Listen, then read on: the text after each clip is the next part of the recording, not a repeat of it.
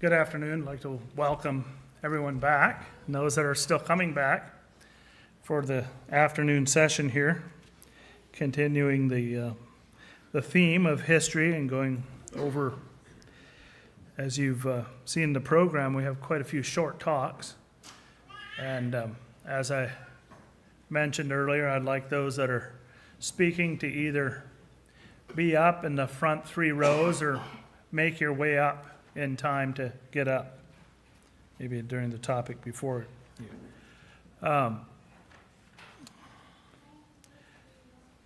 One of my pet peeves is when we have something in our hand and then we read over it to tell us what's going on. And since I assume that you have a program and you can read, the ushers do have some extras if you don't have one. We're just going to go through. We're going to let Jeff start with the singing, a couple songs, and then we'll just go from just take your place on the program as it comes. After a bit, there will be some more congregational singing. There is a singing group just to sort of break some things up here and there, but we'll just let you take your part. Thank you.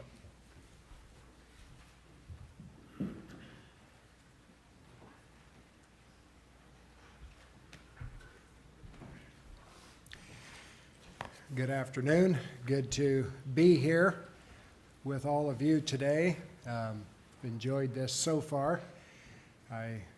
Those of you that know me know that I enjoy history, and this is full of history. I enjoy this. So I was asked to lead some songs.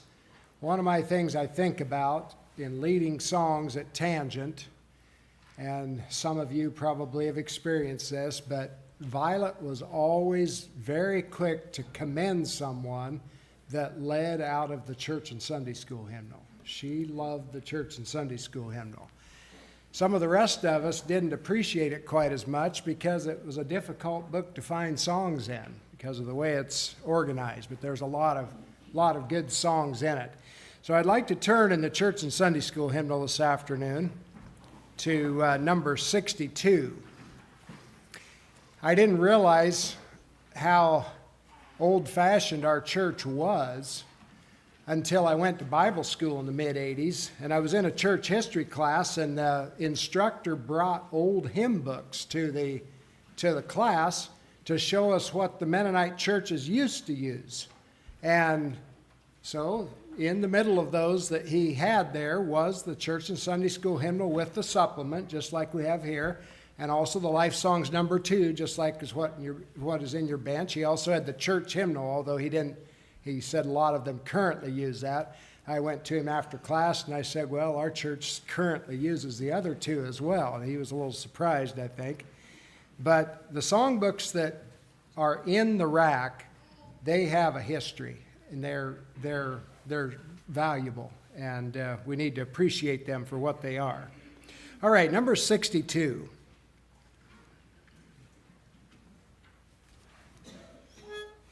No soul, Jesus, from whom all blessings flow, great builder of thy church below. If now thy spirit move my breast, hear and fulfill thine own request.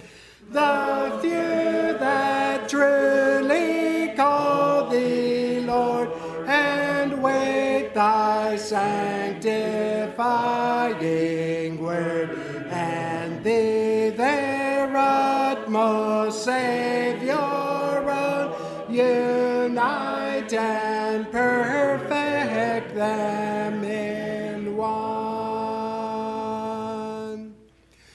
Oh, let them all thy mind express, send forth thy chosen witnesses, thy power unto salvation show, and perfect holiness below.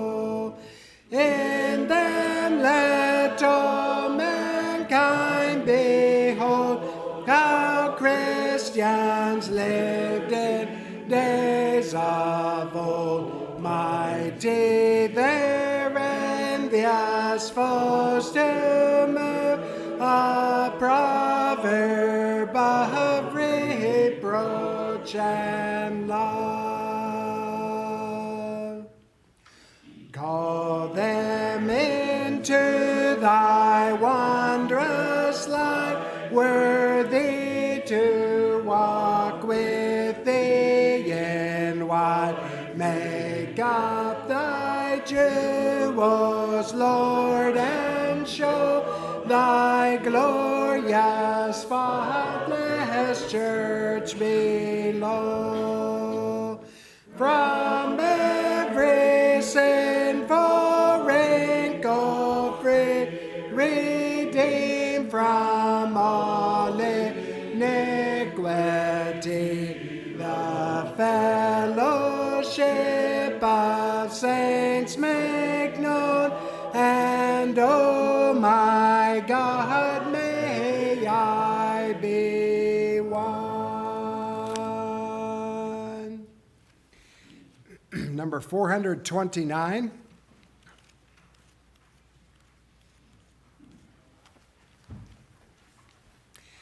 Number 429. Know me so. Oh, where are kings and empires now of old that went and came? But Lord, thy church is praying yet 1,000 years the same. We mark her goodly battlements and her foundation strong. We hear within the solemn voice of her unending song. For not like kingdoms of the world, thy holy church, O God. Though earthquake shocks are threatening earth, and tempests are abroad, unshaken as eternal hills, immovable she stands, a mountain that shall fill the earth, a house not made with hands.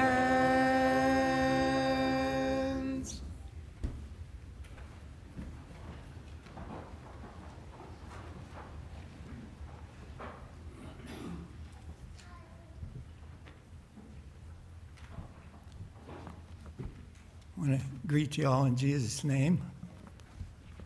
I have a short assignment.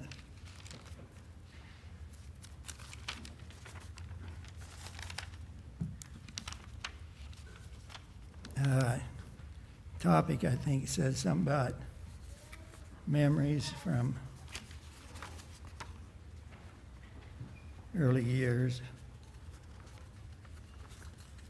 Anyway, I tried to go from memory, but I did look in some of our history, and so a little bit, probably things I had to review to get it in mind.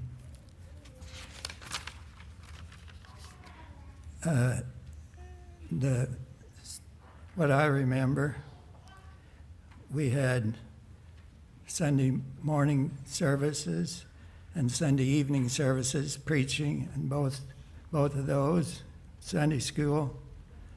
In the evening, there's also young people's meetings with topics, most of the time, I think.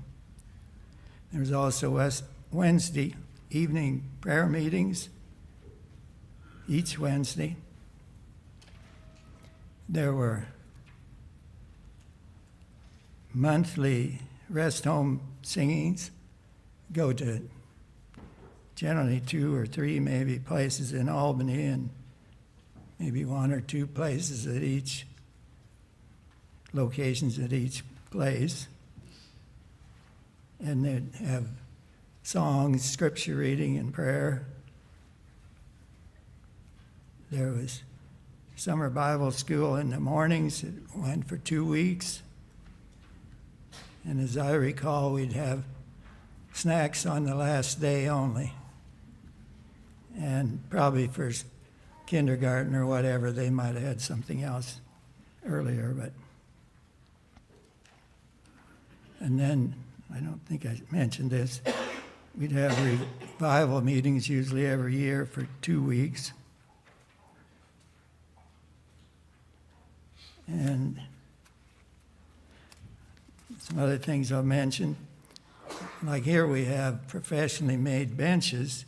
Most of the early years at Tangent, we had non-professional made benches, variety. And the ones at the back over on this side were shorter because there was an oil stove over there.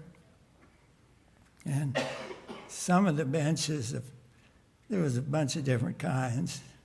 Some of them, I think, was made out of 2x2s. Like the seating, it'd have a strip and then a gap about the same width as a strip. So a 2x2 and a gap and a 2x2 and a gap. That'd be the seat. And then the back only had about 4 or 5 boards. The gaps were a lot bigger. And then there was quite a few, I could say homemade benches, but somebody in their garage or their shop or somewhere made a bunch of benches. And at some point, they added a few more benches I think were professional made, but they might have been 100 years old, kind of different. Oh, and also the first church house, when we got it, there was, like, if this is the way it was set up, then to this side of the church at the corner, there was another house. Probably most of you wouldn't have remembered that or known about it, but eventually it got torn down, and we had that property too.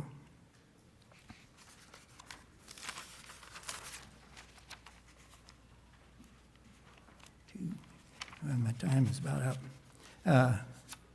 I'll just mention some of the early families. That the Melvin Schrock family, he was a preacher, and he had 8 children. And to the best of my knowledge, well, I'm pretty sure there's still 2 of those children that would have been charter members that are still living. And while we're on the subject of charter members, there's at least one here today, Verna Hirschberger. And Verna Hirschberger is the daughter of Melvin Schrock's wife's sister. There was a Jonas Hirschberger family.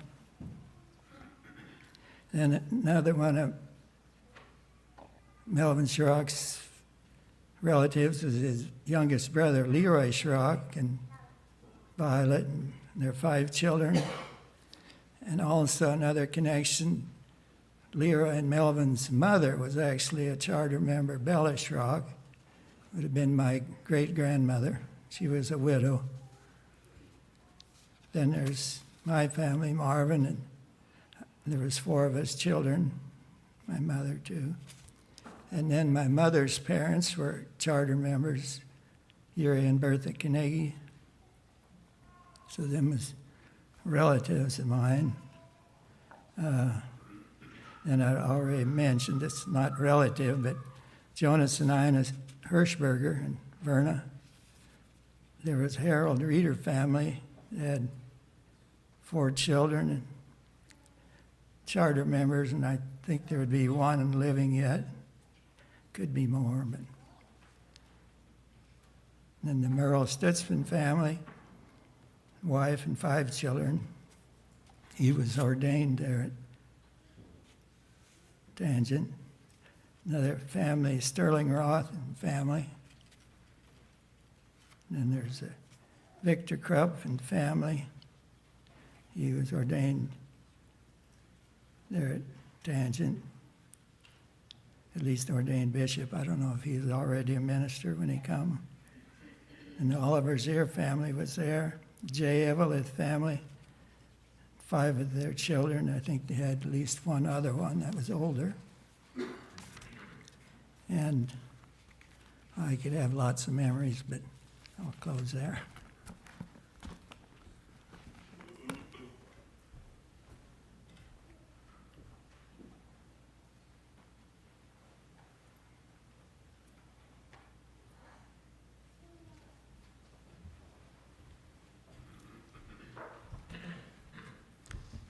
Bring greetings in Jesus' name. Memories, memories. Son, remember. It goes for all of us to remember, learn lessons from our past experiences. I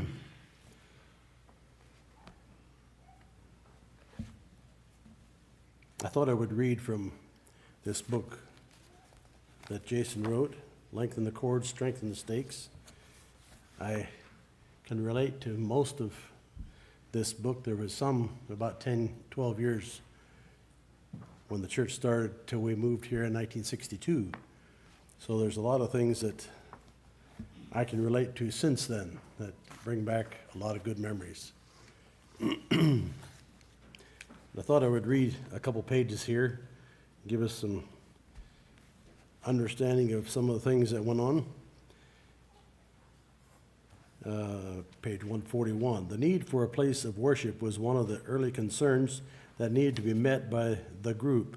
This group that formed was referred to as the group that later formed the Tangent Congregation. At the meeting on February 20th, 1950, a committee was chosen to investigate and make recommendations for a place to worship. The group had not specifically decided on given locality, but were open to the Lord's leading in whatsoever community and acceptable place of worship would be available. Investigation was made in a number of communities such as Albany, Corvallis, Shedd, Peoria, Oakville, and Halsey.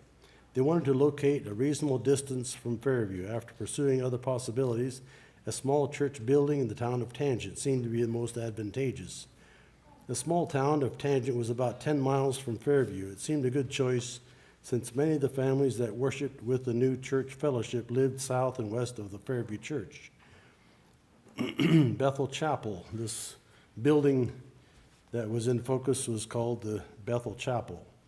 The location committee consisted of Jonas Hirschberger, Yuri Kanegi, and Leroy Schrock. On May 9th, 1950, a group of brethren went to Eugene to investigate the possibility of buying the Bethel Chapel. The Open Bible Standard Church owned the chapel. The committee dealt with Roy Southard at Bible Standard Institute, Olive Street in Eugene, Oregon. On May 12th, the meeting was called to meet with superintendent of that property. A value of $6,500 was placed upon it. The group offered to buy it at that price. On Tuesday, May 16th, the group met to discuss the purchase. At that meeting, $3,650 was pledged, leaving a balance of $2,850 to be raised. On the 26th, the down payment of $500 was made to the Open Bible Standard Conference. By the time the final payment of $6,000 was made on July 14th, $4,780 had been received, so that the purchase could be finalized. Leroy Schrock loaned the balance of $1,720 to the group. The final payment was made to Leroy on October 11th, 1952. After they made the purchase, there was some interchange for the first months between the people of both church groups. The Mennonites asked the Bible School Committee to make contact with the present congregation by attending their last service there, which would have been the last half of May. When the building was bought, Pastor Werner Brock, may have been Bach, and his family continued to live in the parsonage in the back of the church building for a while. As long as they lived there, they often attended the Mennonite midweek prayer meeting. The first Mennonite service was held there on June 4th, 1950. And there's a lot of more interesting things there. When they purchased it, there was a bell and a steeple on the church, and that was soon removed. They didn't feel they needed that. And that bell was in Melvin Schrock's barn for some time. And later Sterling Roth, as I learned in the book, bought that to go to Canada where he lived. They paid $25 for the bell. Let's see, where should I cut back in again? My time's going to be past soon. Anyhow, a lot of changes took place there. In about '69, there was efforts to build a new church building, and then tore the old one down. And June meetings, which can be a fair-sized group, was held in 1969 at that new church building. And I believe Daniel and Ruth Hertzler also had a wedding that put the push on to get this thing done.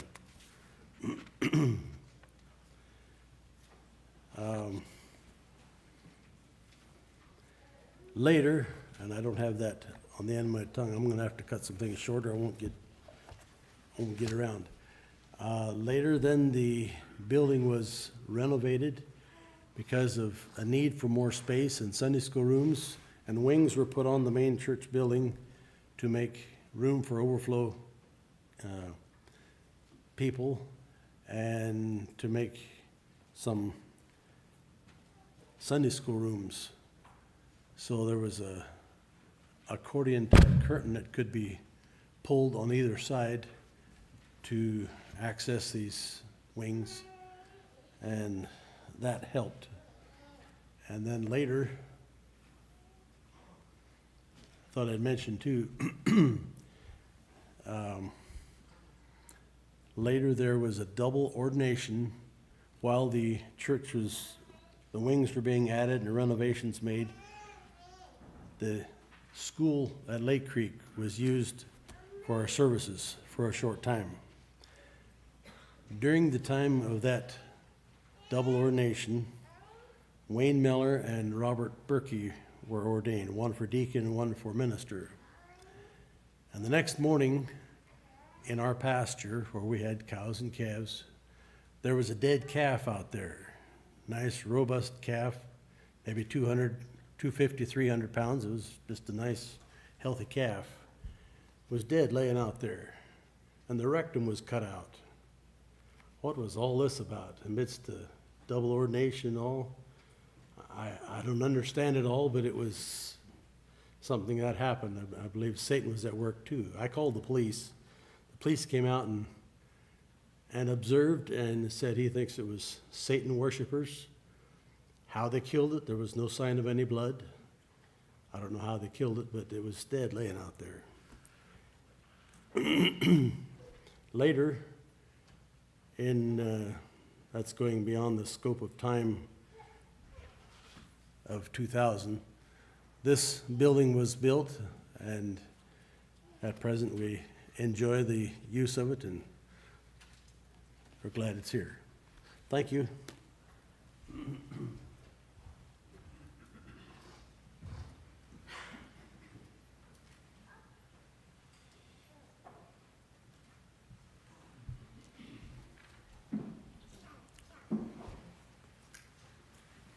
All right, let's turn again in the Church and Sunday School hymnal to number 339.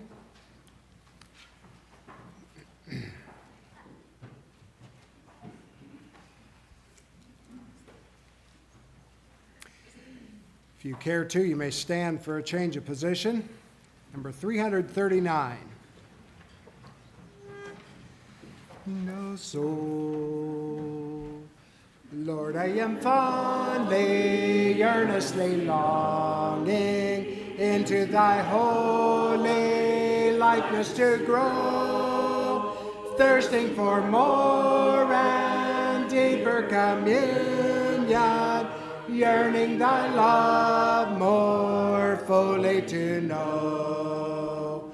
Open the wells of grace and salvation, pour the rich streams deep into my heart, cleanse and refine my thought and affection, seal me and make me pure as thou art. Dead to the world would I be, O Father, dead unto sin, alive unto thee. Crucify all the earthly within me, emptied of sin and self may I be.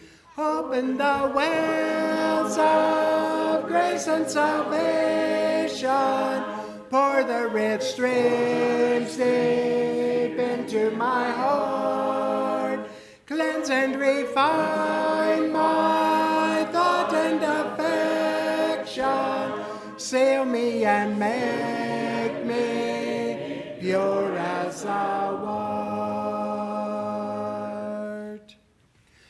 I would be thine and serve thee forever, filled with thy spirit, lost in thy love. Come to my heart, Lord, come with anointing, showers of grace send down from above.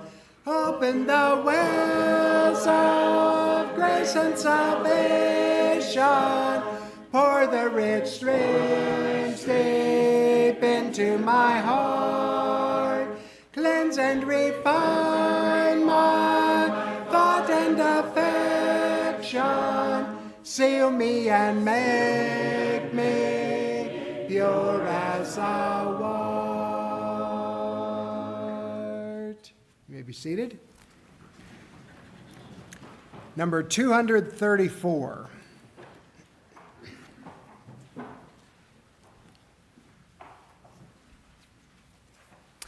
The only reason we can be here today as a part of the body of believers is because of the grace of Christ. And that's something we dare never forget. The history is good, and it's good to be reminded of things, but it all is based on the grace of Christ. Number 234. No soul saved by grace, I live to tell what the love of Christ hath done. He redeemed my soul from hell, of a rebel made a son. Oh, I tremble still to think how secure I lived in sin, sporting on destruction's brink, yet preserved from falling in. Oh, 'tis grace, 'tis wonderful grace, that full salvation brings. Oh, 'tis grace, 'tis wonderful grace, my ransom spirit sings. In a kind propitious hour, to my heart the Savior spoke.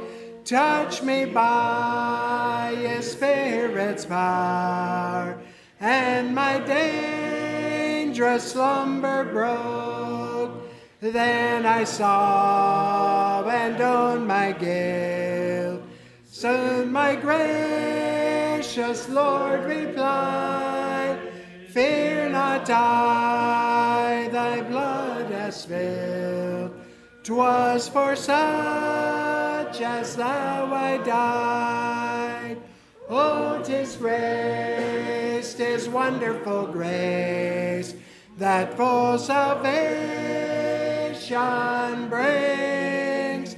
Oh, 'tis grace, 'tis wonderful grace, my ransom spirit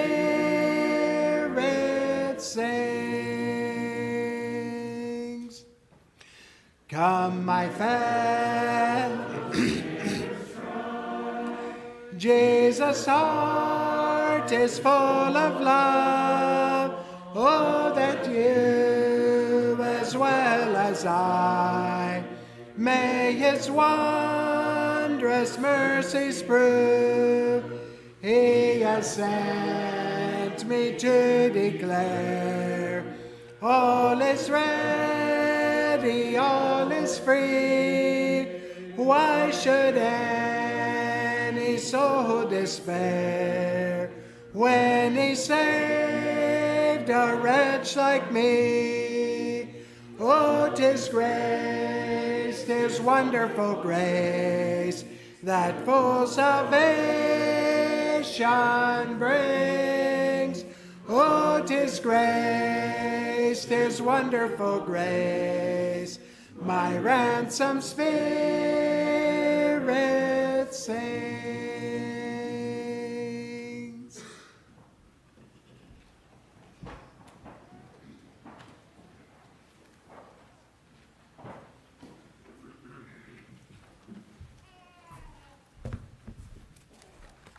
Good afternoon, everyone.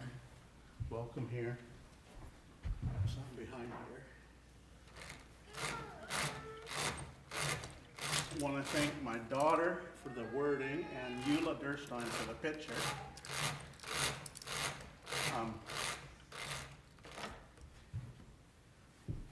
If you can't read it, it says, "We cannot force someone to hear a message they are not ready to receive. But we must never underestimate the power of planting a seed." Again, that is, we can never force someone to hear a message they are not ready to receive, but we must never underestimate the power of planting a seed. As I thought of the history and of outreach, of locally, and of the history and of where we are now, them words are so true. The seed that God put in someone to start a new church. It was just one seed. They didn't know where it would go. But as you see, it went through that stone, it branched out. And we also have that opportunity today. Whether you remember the history from today or not, just remember that, each of you personally. As you go from here, the seed you plant today, tomorrow, next week, there's potential there. Okay, so a little bit on the history here of our local outreach. Here's some things I just remember. I remember as a child, once a month, we used to go pass out tracts after church, on the way home from church, is how we did it. We would stop at our neighbors along Fayetteville Drive and pass out tracts to the neighbors and pass them out.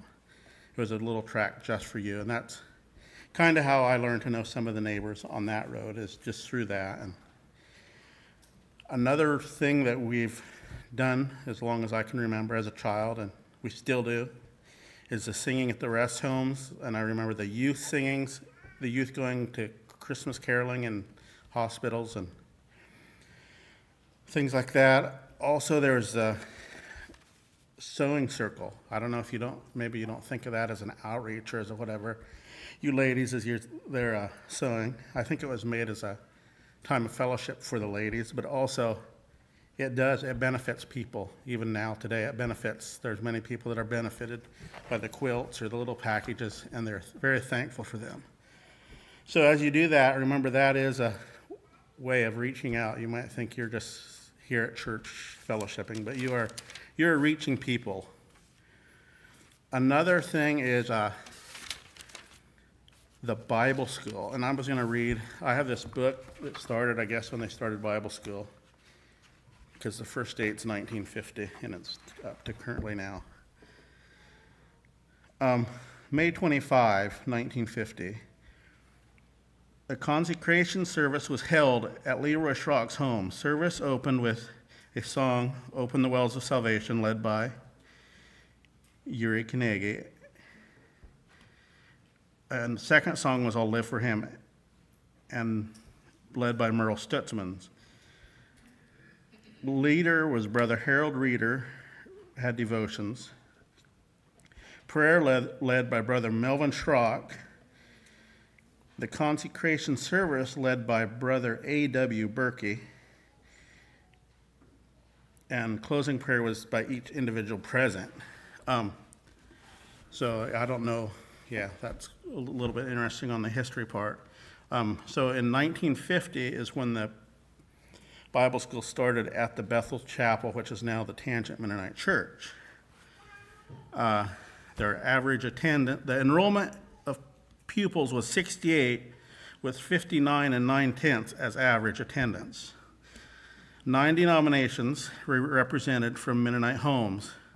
There was 20 pupils from the other homes, 48 approximate 63 diplomas were given. So, and I looked the last couple years, in our average attendance for summer Bible schools about between 70 and 80. So we're pretty much the same as we were there. And again, I thought, we have Bible school. It's hard to get teachers sometimes, and it's whatever. But I think if we remember this again, it's the seed you plant. If you're a teacher, you might think it's insignificant, but you have the opportunity to plant a seed. One more thing I wanted to say, another outreach that the church has had that you might not think of outreach, but I thought it was, has been the adoption and foster care in our church. And I can't say I didn't miss anybody, but I did some figuring here. So Jason Schrock adopted 1, Daniel Hertzler's 1, David Conkle 2, Joel Schrock 3, Henry Hertzler 3, David Del Valle 1, James Mejia 3, Trevor Durstein 9, Mike Durstein 1, Andy Fairs 2, Paul Zayres 5. That totaled to a total of 31 children out of 11 families. And you can sit here and you can say that's insignificant, but these 31 children represent children taken out of homes or out of situations where they were not good. And it gave those 31 children a chance. And if you, this has been a gift to a lot of children and gave them an opportunity at life that they wouldn't have had otherwise. I know there's stress, there's sacrifice, there's probably a lot of tears and a lot of patience that goes into this, but none of that would have been possible if the church people wouldn't have accepted it. So it's not just there's these families that did it, but I believe that if this church wouldn't have been accepting of that, it wouldn't have worked as well as it has, and probably not as many would have been adopted. And from that, we see people have been saved. So if you ever feel that you're without purpose or opportunity, it is everywhere.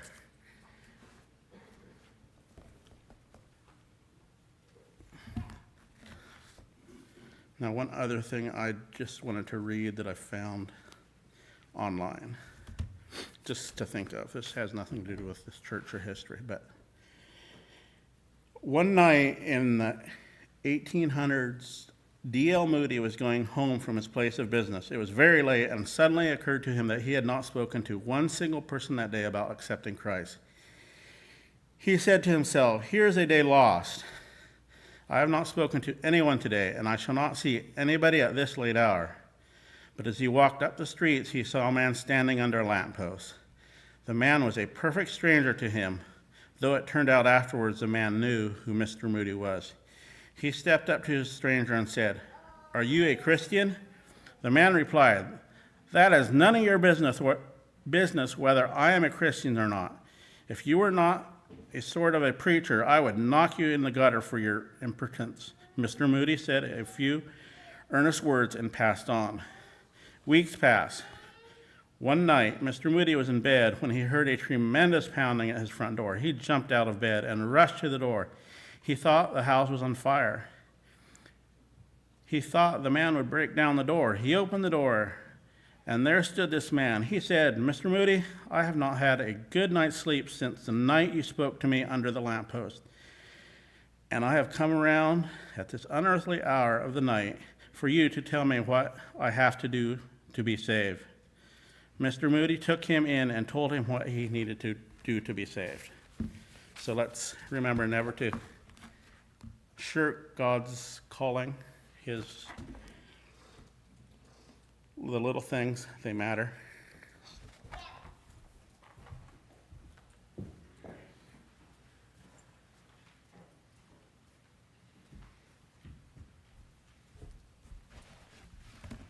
Good afternoon. David and I didn't talk, so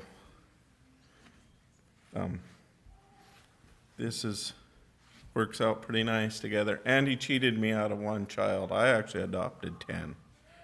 Sarah came with the deal, so just to set the record straight. Reaching out to a needy world domestically. An engineer once told me that when you're building a new machine or something, you start with the end product and you work backwards. My first thought when Dan called me and asked me if I would take this task was to sort of wander down memory lane to my first memories of Tangent. My parents were attending here when I was born. In the 1W service they were. So I think, Tangent has always been part of my awareness, but it really became personal when I was 16 or 17 when we moved back here. I came here to Tangent from a church that had a lot of church trouble.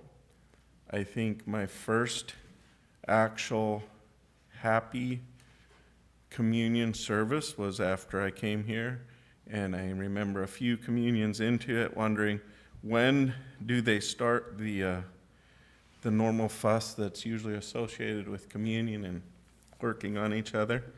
And I'm happy to say after, I'm 52 and I'm still waiting for that. So it's been very pleasant. I noticed one of the first things you notice when you get here to Tangent was all the adoptions, all the children, all the people, all the moms and dads that were adopted, that we're adopting. And I think that's when it started to wake up something inside me, that adoption is actually really close to the core of our Christian life. In fact, it's only by adoption into God's family that we are saved. And it's good to know something about adoption. Adoption is an action word that highlights two problems that are simultaneously happening in two people. There has to be a loss, and there has to be a gain. Unfortunately, in order for an adoption to need to be happening, God's original plan will need to have been broken.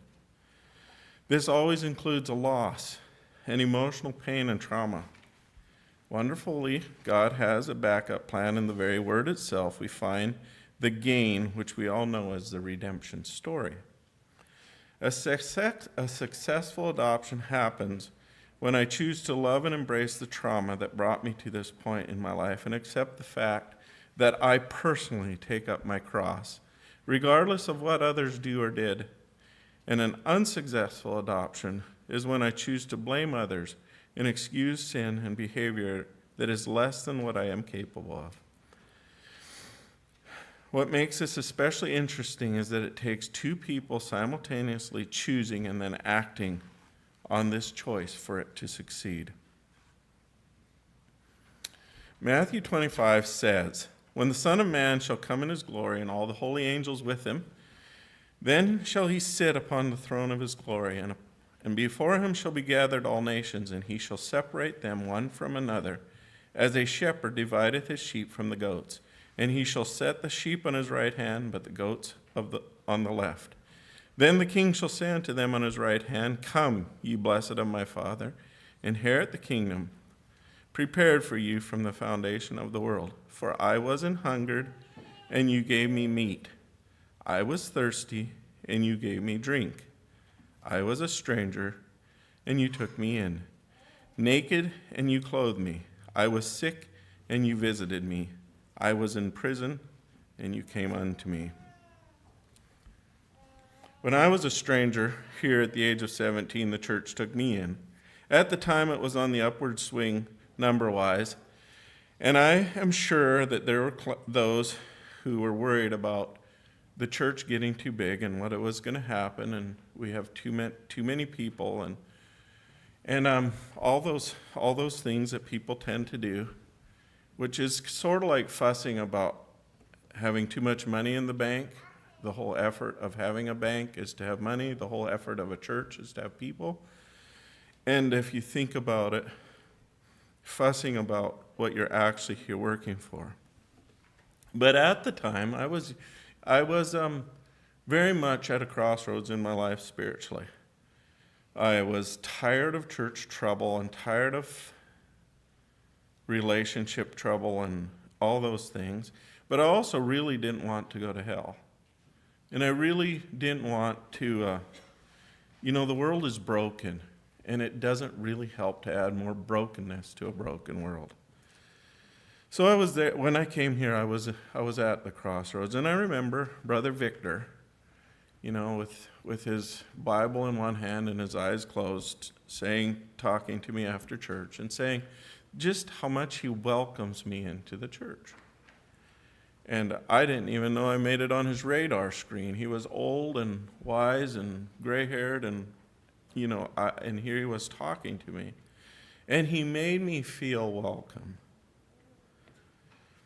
He adopted me, and I am 100% sure, and you know this because you know me, I was not his easiest adoptee. But he never made me feel anything less than that. I think I can safely say that is expanded to all the church leadership, and then really all the elders and the church old men and women. And I felt welcome, and I still feel welcome in this church.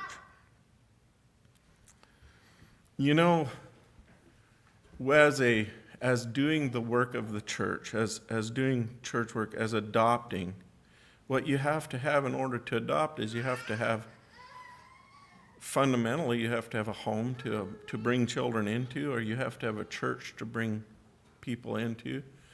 And homes are hard work and churches are hard work. There's a lot of relationship work that goes into it, especially a good one. And we tend to take these things for granted. Well, I think this is why I got asked to give this talk. I said all that to get here, but 8 or 9 years ago, somebody came up with the idea that Halsey was going to do another outreach. And with something like 20 other men and their wives, I was up front here. And I don't know if I was the one who wanted to go the least. If I wasn't, I was a really close second. And if I could have got my conscience to cooperate, I would have never been in that lot. But I was there because fundamentally I believe in the greatest work we can be part of is adopting people into our homes and the people into our churches. And in order to do that, we need churches. We need to have something for a lost and broken world. And we actually do. We know how to do this. It's been demonstrated to us, and we know how to do it. It's just, do we want to, and will we? And so I was in that lot, and one of the things we did not long after that is sit down and think about, well, what are we going to do now? As a group that set out to do, well, what were we asked to do? And that is really to fulfill the Great Commission. Go ye out therefore and teach all nations. And that's kind of theoretical and it's out there. But what's our actual job? What's the job look like? Well, in Matthew 25 that I read, it highlights it. 1 Corinthians, the 12th chapter, tells you about the church as a body. And it says in my words, basically, if you go to church, it's going to be hard work and stressful. Does the hand say it's not part of the body? Does the leg say it's not part of the body? Do you like to listen to each other? Are you important? Work in Webster's is defined as stress. So as we're working, we're stressed. In 1 Corinthians 13, it says that you have to love the stress.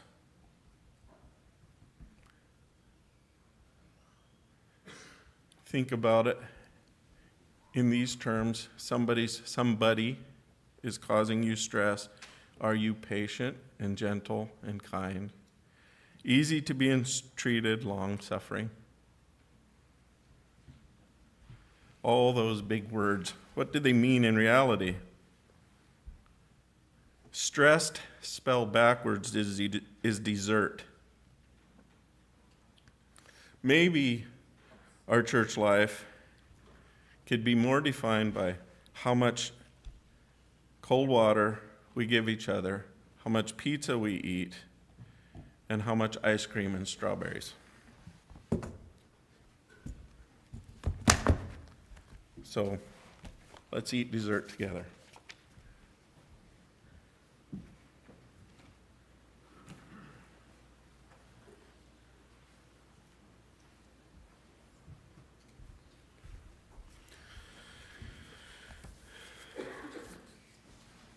Well, good afternoon. Christian greetings to you all. The next 10-minute blip here, and I am just going to start a timer for my reference. Reaching out to a needy world internationally. So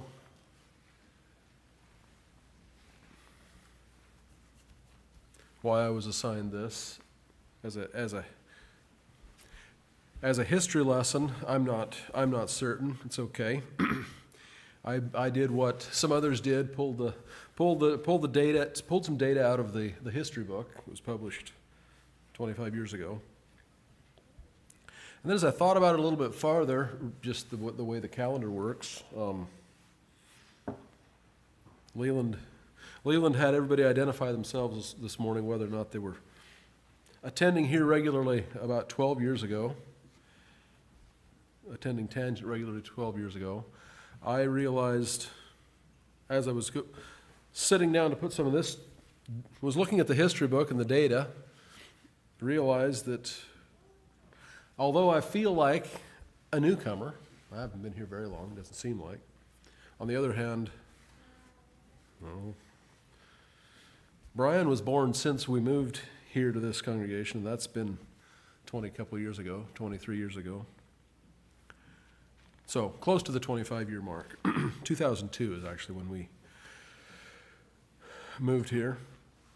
So I'm just going to go through some of the international. So we've heard a fair amount about the history of the church and what was done locally here. Local outreach, church plants. Internationally, that has been a part of the group as well. The first, in the international section, the group, before it was named Tangent, before a church building was built, in the first year there was an offering taken at one of their services for Northern Light Gospel Mission. That's Ontario, Canada. That was early on. Obviously, at that stage, the belief was alive and well that we live in a land where we have sufficient. We have plenty. We have biblical principles saying that tithing and or giving is part of Christian service, and they were thinking to send those resources internationally. But not only was financial support given internationally for international efforts, 1963, according to the history book, Melva Schrock and Rhoda Schrock, two unmarried sisters, went to Ontario to that Northern Youth program as summer Bible school teachers. Incidentally, for those of you who think this is just all old history, my brother Edwin's son spent the last year and a half or a year, I don't know, he was there for a while, working the same program. That outreach to the Northern Ontario Native Americans goes on. Also, in the 1950 to 1960 range, by tracking offerings, there was interest in the conservative Mennonite mission, which was I guess probably would have been before it was termed Nationwide Fellowship, but Chimaltenango, Guatemala was the headquarters. 1974, Helen Culp took a trip south. I believe John was with her, though the history book didn't indicate that, but I remember Helen telling me that. Anyway, took a trip to Central America, ended up coming home a year and a half later. She had been given a project with MAM, but it was through that she got in contact with, learned to know the David Quinones family. And I am at halfway through and less than 25% through my notes. Ruth Schrock transferred her membership to Guatemala in 1978. Now that's Ruth Schrock, not to be confused with the Ruth Krupp Culp Schrock. There was another Ruth Schrock, Leonard's sister, correct? All right. I do have a few facts correct. Henry and Gwen Hertzler, young son, they were involved in Guatemala, more than one point. And somewhere in the early 1980s, Chepe Patsan was at Harrisburg as the first brown man I had seen standing up behind a pulpit, and a Henry Hertzler, a young-looking man, stood on the other side of the pulpit and translated for him. And that was probably was the first time I had seen that happen, and I would say that's when my interest in another language was piqued. But anyway, Hummingbird Mission. This is moving on up then in the 1980s. Hummingbird Mission was established. Delbert Berkey, Paul Zare were two selected. Delbert went south. Paul didn't. The history book didn't give me all of what went into those decisions, but just a point of curiosity for me. Hummingbird Mission, quite a list of people from the Tangent congregation were involved. The Danny Hertzler family, Laban Krupp was ordained. He had actually spent some time down there as well. Married from that country. A list of names, and these were names that I flipped through the Hummingbird, a history of the Hummingbird Mission, just out of my curiosity. Wondered who would have served there from the Tangent congregation. Verl Troyer, Carla Zare, Doris Zare, Peter Zare, Cassie Dybel, Martin Krupp, Louise Krupp, Doris Zare again. Quite a list of people supported that. there's others of us here, myself included, who were also at Hummingbird, but not as representative of Tangent. I was from another church at that point, the Grand Ronde. Other international outreach efforts that I will highlight here, just you may not think of them, but Christian Aid Ministries, CAM projects, country of Haiti, there was a number from here. The Rodenhouse family, Will Rodenhouse family went down there, spent some time a few years back. Also, Leland and Lindsay's there. Beyond that, Christian Aid Ministries has been funded financially, which is part of international outreach. Too numerous to mention. Another more recent, as in the last 20 years, Reaching Out Ministries. Trevor and Gina were involved in, got that program started. Jaden Stolzfus reminds us of it periodically currently. A project, a way of reaching. That one was pointed mostly at some African countries. Mission board involvement, backing up. Jason Schrock was served on the Western Fellowship Mission Board, which would have brought some interaction. More recently then, and I don't even remember which years this was, I was put on that mission board, Western Fellowship Mission Board. And so during that time, you heard a fair amount about the project in Bangladesh, which goes on currently. In Bangladesh, the people involved in that. I know Ruby was there, but that was before there was much Western Fellowship involvement there. Levi Bear, while he was here, he was over there.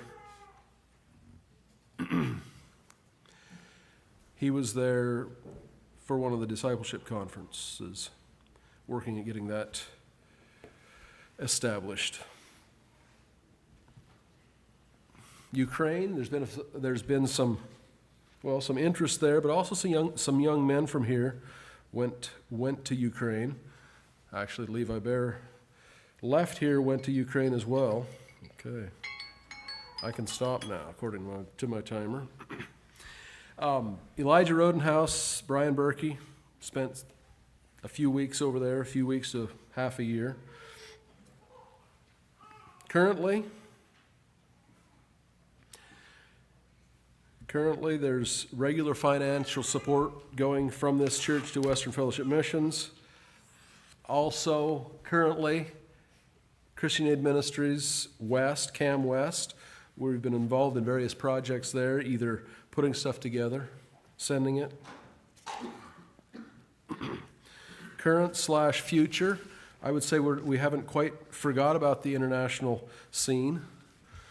Uncle Ben and Myra are planning to go to El Salvador here in a few months. And, well, I'm planning to leave and go to Mexico tomorrow morning, but I'll leave that for another chapter. You folks actually deserve a bit of an update, but I'm out of time. I'll give you that update at some point, but still working at getting a bookshop.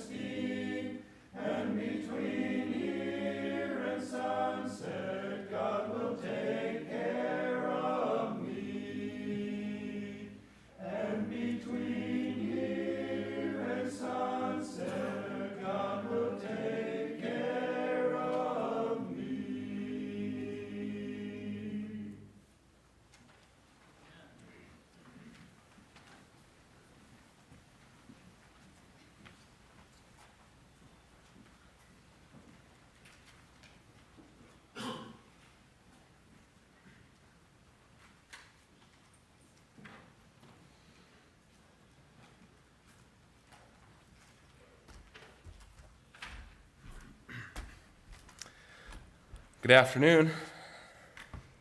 Enjoyed the talks and singing so far. Thank you, everyone, for helping out. So my part here is on the school and schooling, past and present. So I, too, use the 50-year book as a bit of a guide on some of this. Anything that I say that I've got some details wrong, I'm happy to be corrected in real time. So why do we go to school? What is schooling all about? Why do we study? I suppose we could list off some different reasons, but 2 Timothy 2:15 says, "Study to show thyself approved unto God," and mentions some other things there, but study for the sake of study can lead to some dead ends, and so there were some real questions that were thrown around, still are, but I would say probably more intensely in the 1950s. High school, college, influence from public schools, influence from other church groups, so forth. So those are some of the questions that I think were a big part of the school discussion. They're still part of it. So I'd just like to do a bit of a chronological look at how schooling, especially in grades 1 through high school, was done in the last 75 years. So that would start in 1950, 75 years ago. And from what I understand at that point, everybody would have been going to public school. I don't know that there would have been really any exceptions to that in 1950. As I understand it, in 1952, Lake Creek started as a grades 1 to 8, so no high school. And my understanding is that it wasn't specifically a church school, not necessarily everyone from Harrisburg attended at the time, but a group of concerned people would have started that. So that wasn't, I don't know if that directly affected anyone from Tangent yet, but that is part of the trajectory. 1954, so this is a lot of stuff happening in the 1950s. A few Tangent students would have attended the Western Mennonite School in Salem, which was a 4-year boarding school. So that was one way to get the, I guess, higher education, I believe. There's records in 1955 that there was a discussion around parochial schools, but no decision was recorded. 1956, so 2 years after some people started attending Western, it was decided that probably the influence wasn't good from there. So that would have been 1956. And also another meeting was had and discussed the dangers and concerns around high school and college, and agreed to meet the next year. But that year, 1956, this would have just been 6 years into the Tangent Church, Wilbur, representing Lake Creek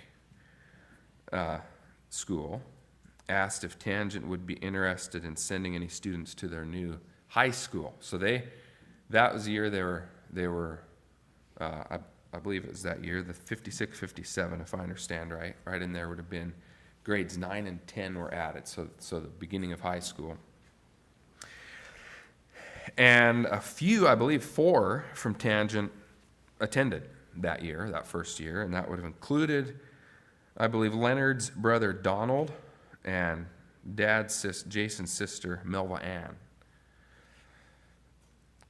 And by the 3rd year of that, of the 9th and 10th being taught there, Dad's oldest sister Esta would have gone and taught there. So a lot more interaction. So that was all there in the 1950s up to 1960. So 10 years. It was pretty trying to figure out where we're headed here. In the 1960s, then I think it was quite a few would have at least finished out. At least some would have finished out 11th and 12th grade in the public school. So that would include Dad, Jason Schrock, would have actually went to public school grades 1 to 8, went to Lake Creek for grades 9 and 10, back to public school for 11 and 12. Got that right? Yeah. So that was in the 60s. Also in the late 60s, some opted, because of the influence of public schools, opted to finish out high school at Elliott Prairie, Hopewell School. So they offered 11th and 12th grade. And Paul, this morning, I caught that when Paul was preaching, he mentioned that. He went to public school and then finished, he never went to Lake Creek, but finished out at Elliott Prairie. So early 1970s, so we're getting more like 50 years ago instead of 75 years ago, Tangent then unanimously decided to send all students to Lake Creek Mennonite School at that point. But I believe most families would have lived more in the Tangent area at that time, certainly more than now as far as percentage-wise. And so Melvin Schrock, Grandpa, would have been the bus driver starting in 1977, I believe. So 10 years after that, in 87, running out of room there. And so just kind of Tangent's involvement with the Lake Creek School at that point. Needed expansion, would have helped with funds, helped Harrisburg with some of the funds there. And 2 from Tangent would have been on the building committee for that, as I understand, Clayton Eveleth and Danny Hertzler. Less than 10 years after that, so 95. For me, we're getting into like current history, but must be, some people are thinking I'm old. But it's only 8 years after expansion, enrollment got up to 106 students there. So if you know the Lake Creek building, that was bursting the seams there. So, and they didn't really want to expand again that soon, you can understand? And so Tangent was asked, I believe that would have been the time frame Tangent was asked to find or build or start their own school. And so I don't know how earnest the search was, but there was a search at least. And in 1997, so 2 years after that, Tangent purchased, I believe this would have been the property just north of Halsey, and hoping to get his EFU zone, hoping to get a variance for a school, which never happened. And I don't know the time frame. I know that the Teen Challenge, what's the Teen Challenge building now in Shadows looked at as well. But by 2000, so we're talking, so the time the book was written, the book in the back there, 50-year book, 2000, 25 years ago, various reasons. I think there were people moved to Washington, police, there were just some different things. Enrollment was down significantly from over 100, but it was still a healthy number. And there was still the search for a school. But in the meantime, Harrisburg kept the doors open for Tangent to attend Lake Creek. So that brings us to 2004. 2004, as I understand, things happened fairly quickly. I was in school. The only thing I remember is that I had to go to a different school, and a lot of my friends were at the other one, so I was kind of unhappy about that. That was my initial reaction. Obviously, the schools were both quite a bit smaller then, so that was a different feel. Ended up really enjoying it. I was in 9th grade when that happened. So 2004, 2005. Remember that pretty well. Tangent started their own church in Oakville. with 31 students in a 2-room schoolhouse. So curtains were hung and walls and buildings were built, different things just to sort of, because it grew fairly quickly too. By the last year there were 57 students in that little building. So that was time to move along. That was 6 years there. The first teachers of first year, just so this is, thinking it's 22 years, and we're talking history and how things look now and in the future. The teachers were Charlene, would have the younger, so Charlene was there, now Durstein, Malin there, and Dan Weaver. And Jolene, I believe, was a special ed teacher that first year, and some others. The school board, and this is interesting, so we'll do a little bit of comparison with today. The school board the first school board, and I believe this is right, I asked a couple people, would have been Silas Martin, David Gingrich, Myron Hostetler, and Elvin Ebersole would have been secretary-treasurer. So we have one of them here. But none of them currently go to Halsey Mennonite Church. 2 of them have passed away since we started school 22 years ago. So keep that in mind here. In 2010, 2011 is when we moved to this location after 6 years. Would have been a school of about 58 students at that point. A few years later, I think the top 2 years there would have been a little over 70 before the last outreach to Palisades. So today, school, Lighthouse Mennonite School, 29 students. The teachers are Miss Cheryl Weaver, Miss Jody, Mr. Isaac, Mr. Darren, and I believe Miss Mara is doing some special ed there. So,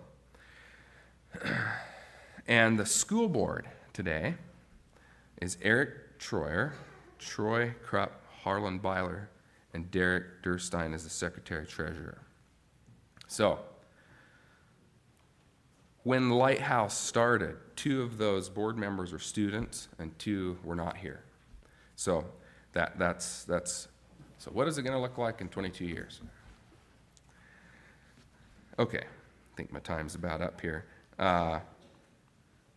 Just of interest to me, the average school attendance is about 47 over the 22 years. Really fluctuated with different events and so forth. But really quickly here, if we can do this quickly, I was just interested, if people don't mind standing up, how many of you would have attended public school in the earlier days, if you don't mind standing?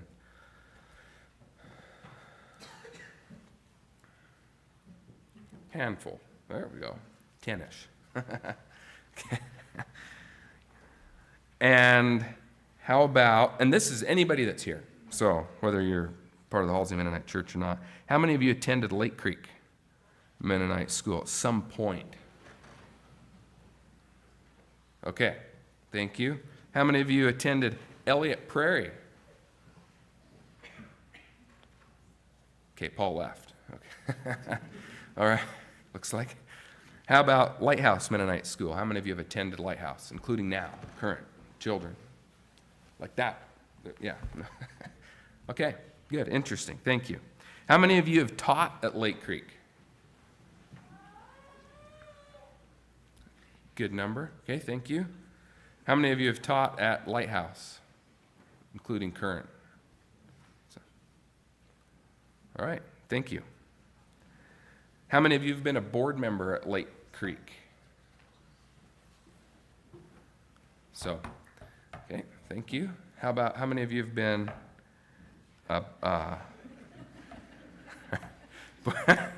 board member at Lighthouse? Including current, yeah. Not everybody's here. So, okay, thank you. It's just interesting to see that. I believe our schools should be cherished, multi-generational church projects. And I want to thank, well, a lot of them aren't here anymore, but the sort of the giants we're standing on, let's say. Sorry about that.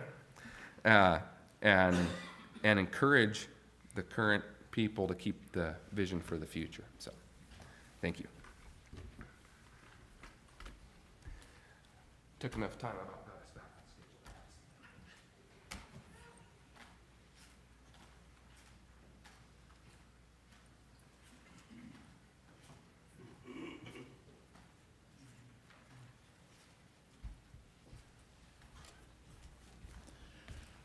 All right, my section here is notable statistics. And I might just mention that some of my statistics have already been blown apart just by listening to what was given here. So I'm sorry about that, but I'll give what I've got. I might mention I made some extra copies of my notes. If anybody would like some of these statistics, you can talk to me afterward and I'll be glad to share it with you. All right, I'm going to start with charter members. That's already been mentioned some. There were 25 charter members in August of 1958, and of those 25 members, there's still 5 who are still living 75 years later. And these 5, already mentioned that Verna Hirschberger Singh is here with us today, Esta Schrock Mast, and she lives in Mexico. Eunice Schrock Mast in Wisconsin. Eleanor Reeder Ropp lives at Winston. And David Reeder lives in Idaho. Of those 25, 10 of them would have stayed with the church until they passed away. And Violet, she's been mentioned here a few times, she would have been the last charter member that was a member here and passed away. Now, I'd like to talk just a little bit about membership in general. And back on the table, I did put a chart that shows the membership over each 5-year period. And I've tried to be accurate here, but I've probably not completely. But the record that I would have is that there were 487 people who have been members at one time or another. Present membership, 118. The highest membership was in 176, and that was in December of 16, just prior to the last outreach to Palisades.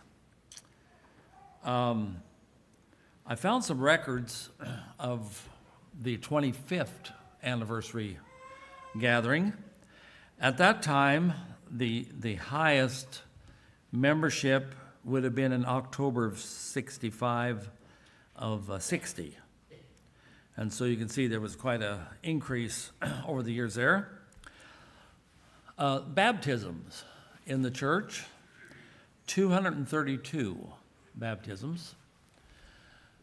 The largest class was of 14 in July of 90, and the second largest class was 13 in December of 2016.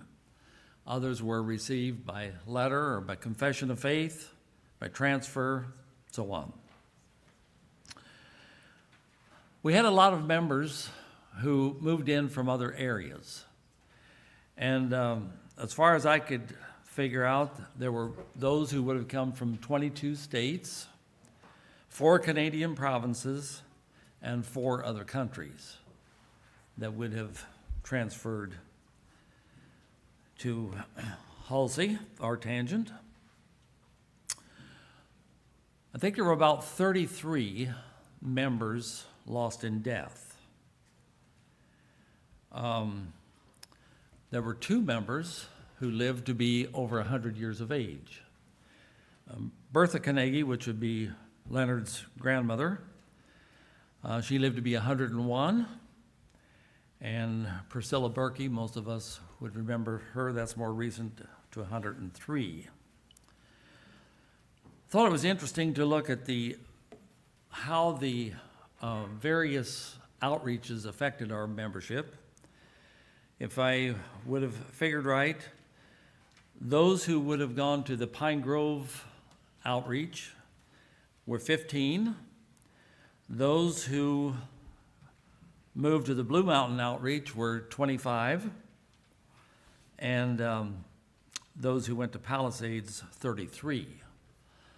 So if my figures are correct, that's about 73 members that we might say were lost, or not really lost, but they were sent away, and that affected our membership. I think I'm correct that Leonard and I are the only ones today that are here today that would have, or that are members today, that would have been attending at the time that the church began. If I missed somebody, well, you can correct me on that. All right, now let's think about ordinations a little bit. The church started with one ordained brother, and I should just mention here, this has been mentioned a little bit, there were several bishops that weren't ordained here, but that would have served for a time. Henry Wolfer, and then Wilbert Kropp for 2 or 3 years, and then Joe Wyrick helped out. But other than that, as far as ordinations in our congregation, there were 5 bishop ordinations, 9 minister ordinations, and 8 deacon ordinations. And of these ordained men, 5 were transferred to outreach congregations. Now here's where I really fouled up, and that's on adoptions. David, how many did you say? Where's David? How many did you say? 33, and Trevor added another to it? Yeah. So 34. And I've got 25. Obviously, I missed some, but that's all right. So if you get this paper, you'll know that's wrong.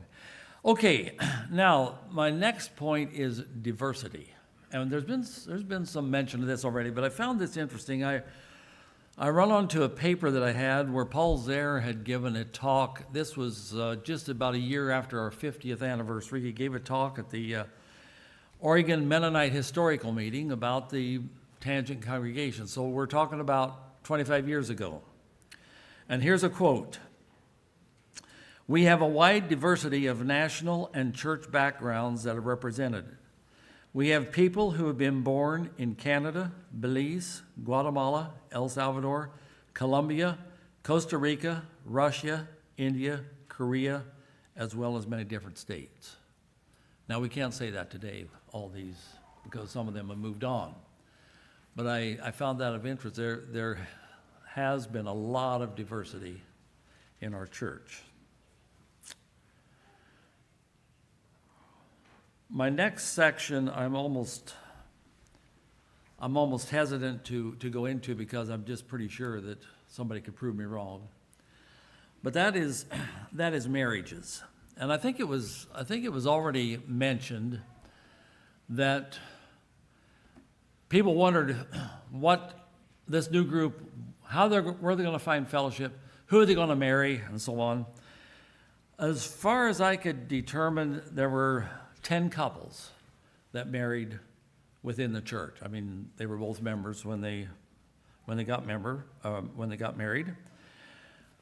26 youth that would have married those within the state of Oregon, someone within the state of Oregon, and 101 that would have married outside the state. So the grass is greener on the other side of the fence. All right. I found some statistics from the 25th anniversary there, and I remember that 50 years ago we had a 25th anniversary gathering. At that time, 46 members had married, and there were only 6 of those 46 that were still at Tangent. And there were 3 couples both from Tangent. And then this is a little bit of an interesting statistic at that point.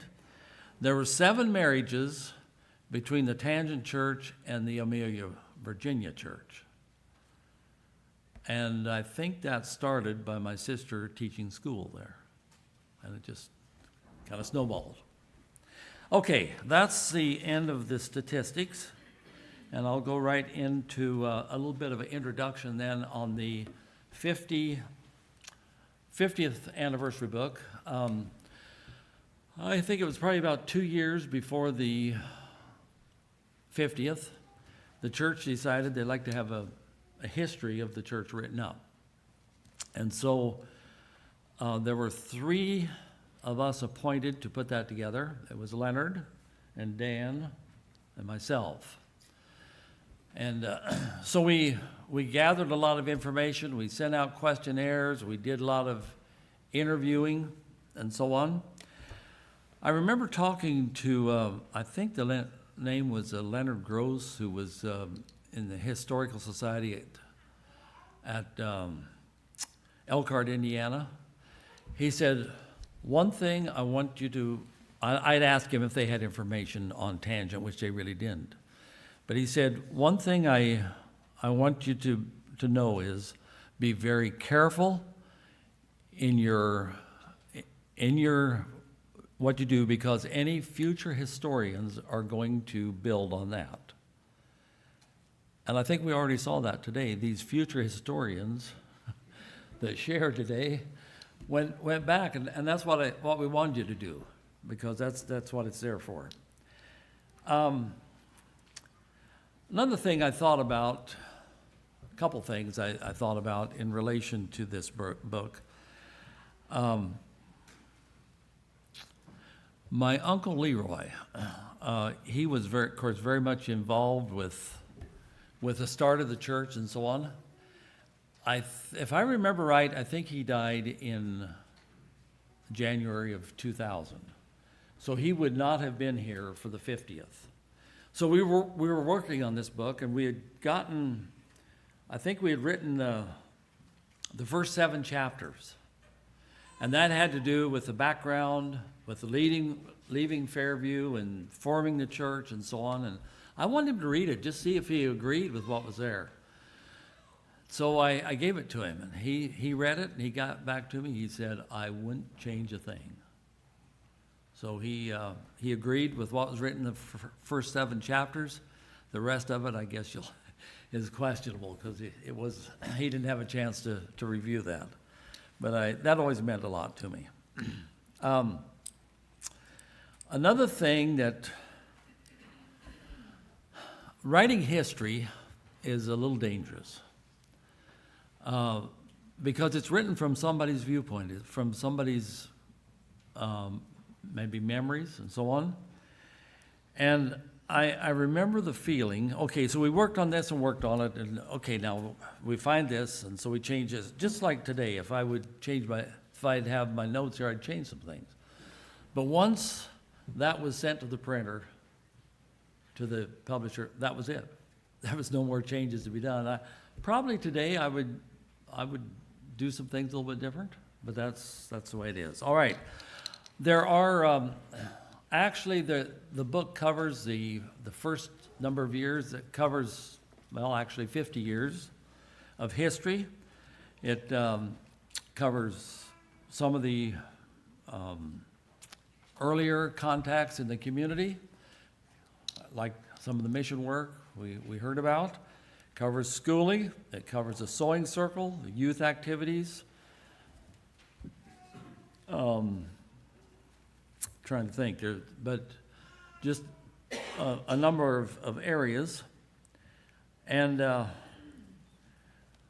I think, personally, there's still a lot of value in having that, and I guess somebody needs to update it, because it's way outdated by now. But I'll tell you one thing, that's somebody in me. So, but I really appreciate all your interest here today. I would like to say there's a lot of books. Now, you see a bunch of books on the table. There's probably as many books under the table as is on the table. We need to find homes for those, because they've been in storage, and we dug them out of storage, and I don't want to go back to storage. So they're there for the taking. If you have any interest, go ahead and take some for you, for your children, for your grandchildren yet to be born. All right, I think that's all I have.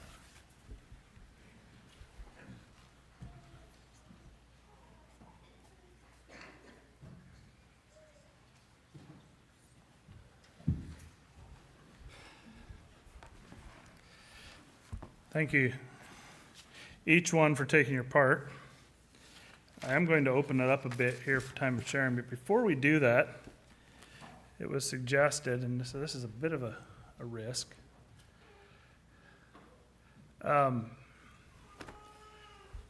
If everyone that was attending in 2000, so when we had the 50th anniversary, if you'd all come up front and bring your church and Sunday school hymnals with you, we're going to sing 519. And that's whether you're attending now or not. If you were attending in the year 2000, come on up and join me.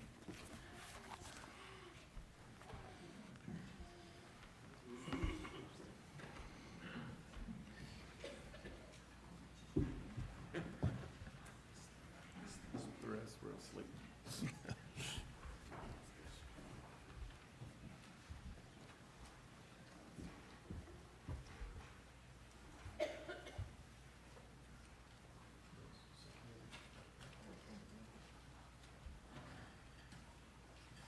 Can you give us an E, Jeff? 519.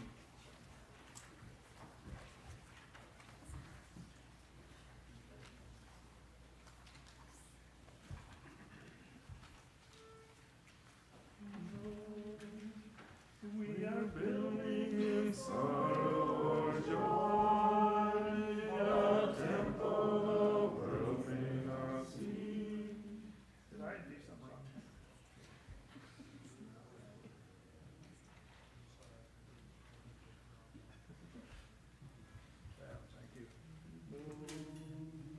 We are building in sorrow or joy, a temple the world may not see, which time cannot harm or destroy.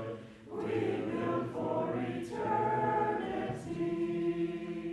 We are building every day, a temple the world may not see.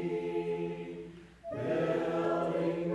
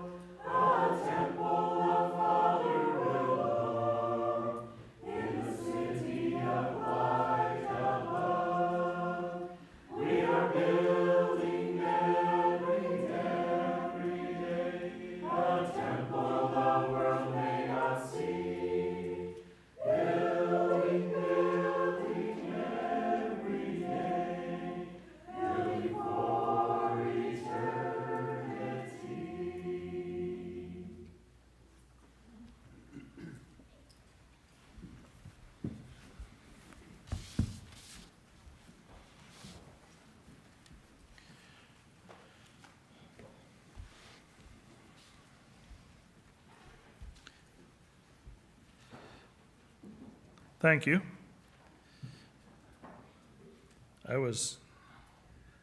Did a quick little mental evaluation. I was afraid there was gonna be way more men than ladies, but it turned out to be a pretty good balance. So thanks for helping with that. And thanks for all of you for sharing again and I actually didn't really expect there'd be a sharing time because I thought we'd probably use it up by going over. But I'll just open it up. If anyone has any comments, questions, memories, just if you could stand up and speak up. I guess if you want, we could get a mic, but I think if you. One thing I forgot to mention, on those books, there's soft cover and hardcover, exactly the same book. The cover is only different.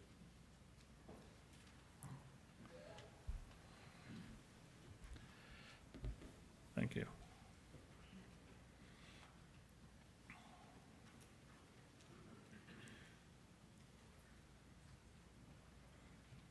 I have a quote here: "To be ignorant of history is to remain forever a child." And I think that's what's important to do what we are today. One of my first memories of Halsey is, well, Tangent, is having the 50th anniversary. When Trevor and I got married in 1999, that was one of the first services I would have been part of. When I think about coming here 26 years ago with Sarah as a 7-year-old, there's a lot of different thoughts I have. We kind of made a big upheaval in the community, and because both of us are HIV positive. One thing that really has shaped my life is the way the Halsey Church accepted us, and because of Sarah's need to go to school was one reason why Halsey Mennonite School started too. I realized there was other history involved too. But I'm deeply grateful for that in this church, and especially to you, Dan, for being her first teacher. That meant a lot, and it changed probably our focus on what church really is. Also then, with adopting all our children, it was always a feeling of acceptance and love to everybody, in spite of the differences of culture, even color. I mean, it's just kind of been a very important part of my life and making me who I am today. So I just want to say thank you. Thank you to all the people here that have made it. If I counted right, I think there's only 8 men couples here today that would have been there to start the school in 2004. So I just want to say to the rest of you that are here, it would be very wise to take note of how they did that and to take lessons from that. And I think this church will always be successful and pleasing to God. Thank you.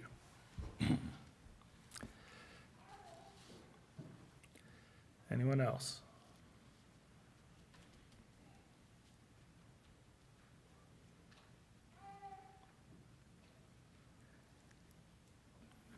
A couple things I remember. The one is in Canada. I always remember as a boy growing up, there's a church there, and it was always that Marvin's Rock was right across the road, and I still remember many times when I was young walking over, or after church, not many times, but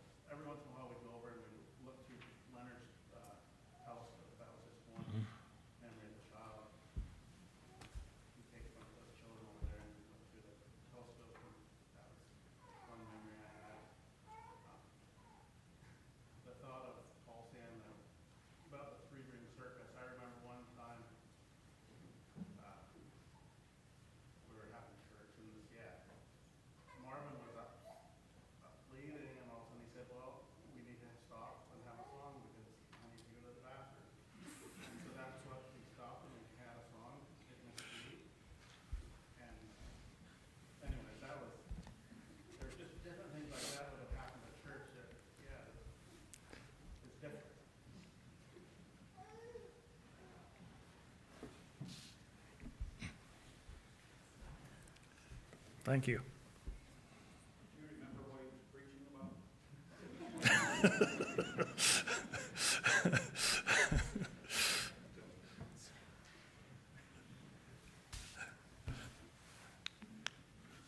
So Wilbur Steckley was a man I appreciated. I don't think he was a charter member, but I think he came in not long after.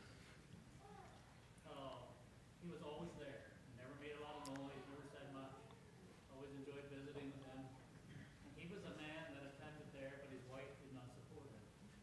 But he was there every Sunday. And just a fact about him, I think he was auditor for years. Yeah, I think that's right. And I think his wife was a sister to Violet Strauss, if I remember right. That's right.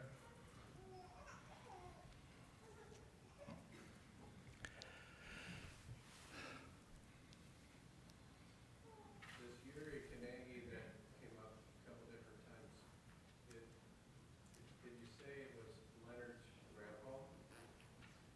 Isn't he also connected to the Brickies? How?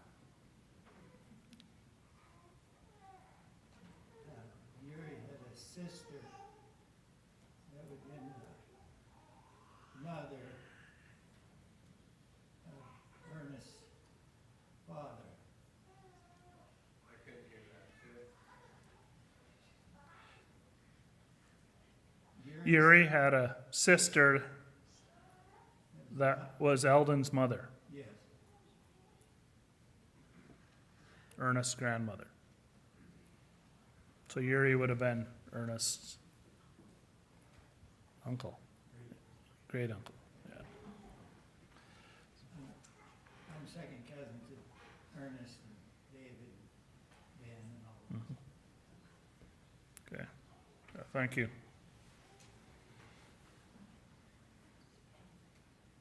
So I had a couple memories I wanted to share from 2002 when we moved here. Two things that stood out to me. One was welcome. The church was very big. And I felt like there really was a physical space for us, felt that warmth and welcome was there. We felt very included. And then also, the preaching was very hopeful, very motivated, and really made a difference for me spiritually at that maybe kind of low time with my life spiritually. And then I also wanted to mention Violet as well. I felt like one of the things that Violet Strauss taught me was to accept change. As our church changed throughout the years and she watched people come and go, she was always interested in new people. And then we started taking her to our homes for meals. And then there were new people and she went with them to their homes. She was always just interested.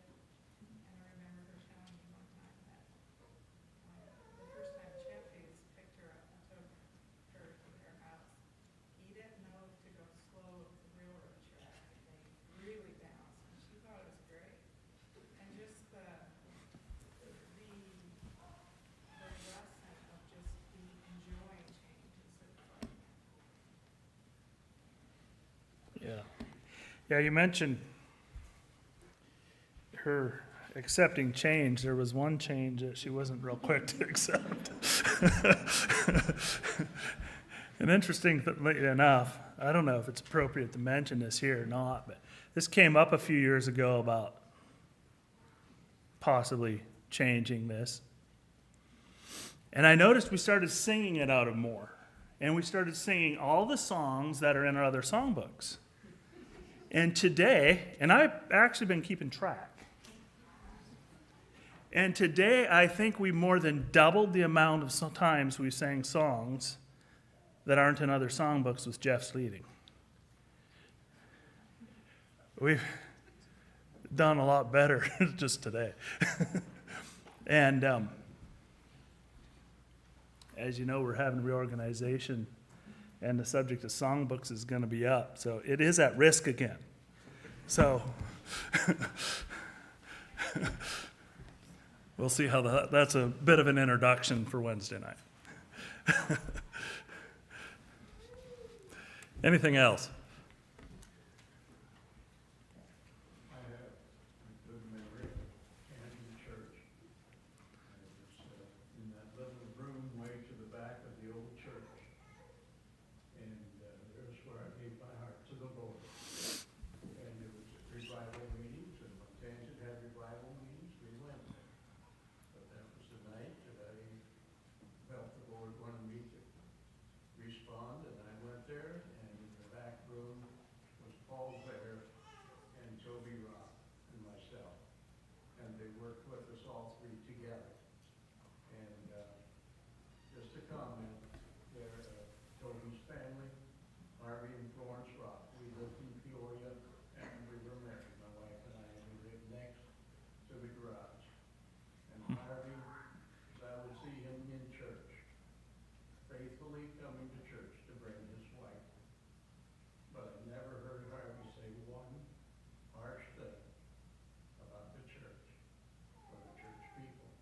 And I would go to see him quite often in the garage. And so that was good memories for me and for our family.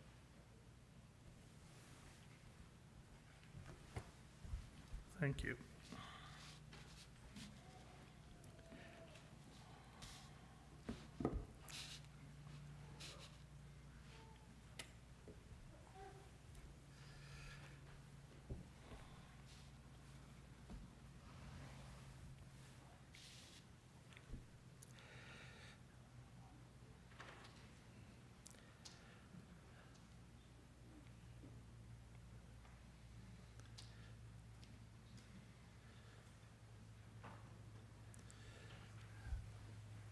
I don't think we're going to linger real long here, but one thing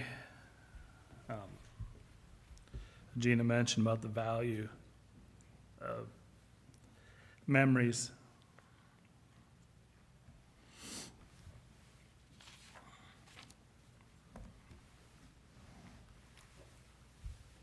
And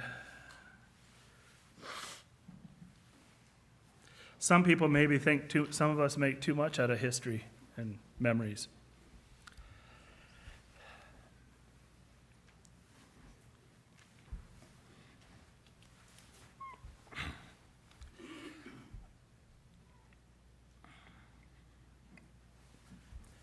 There was a time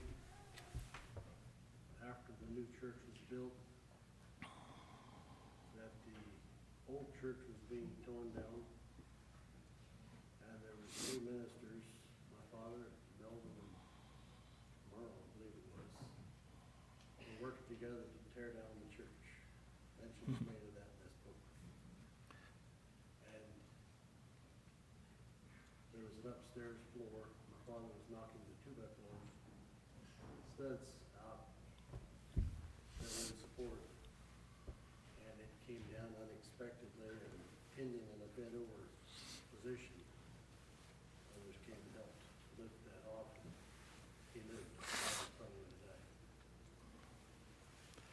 Okay, that was Sam. In case you couldn't hear, Samuel was recounting when his father and Merle and Melvin were knocking down the old church. I guess it's times to tear down the church, and it pinned his father because of a support going out. And that is mentioned in the book. You said, yeah. Yeah. So, in thinking of memories and having the opportunity to walk with a loved one that's losing their memory.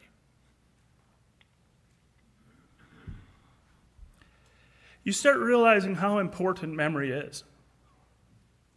Memory, it's instructive, it's guiding, it helps reason, it gives you direction.